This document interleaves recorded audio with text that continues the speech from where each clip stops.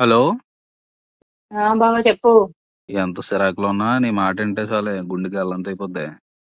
సరే కానీ ఏంటి నేను గుర్తొచ్చాను? గుర్తురావడం అంటే మీ అన్నయ్య ఎంత ఎదవో చెప్దామని చేశాను. ఏం కాదు, మా అన్నయ్య చాలా మంచోడు. ఇలా చెప్పా.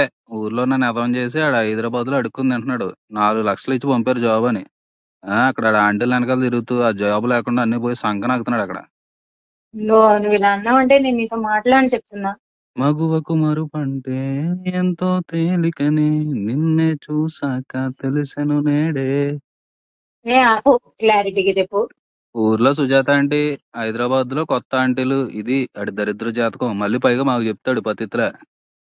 ఆ సుజాత ఆంటీ వెనకాల తిరిగింది నువ్వంటగా, మా అన్నయ్య చెప్పాడు నాకు.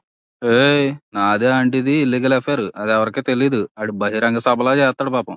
ఆళ్ళ ఆయన్ని చూసి నాకే జాలేస్తుంది. చేసేది ఏదో పని మళ్ళీ జాలేస్తుందా నీకు? నువ్వు మనిషివే రాంగ్ బావా. ఆడు ఇలా చెప్పుకొని తిరుగుతున్నాడు యాబ్రాస్ ఎదవ. ఎందుకు మా అన్నయ్యని ఇంకోసారి అలా అన్నావంటే బాగోదు చెప్తున్నా. సరే గాని మొన్న నువ్వు గుడికి లంగా ఓణీలో వచ్చావు కదా! వచ్చా అయితే ఏంటి? అందం అమ్మాయైతే నీలా ఉందే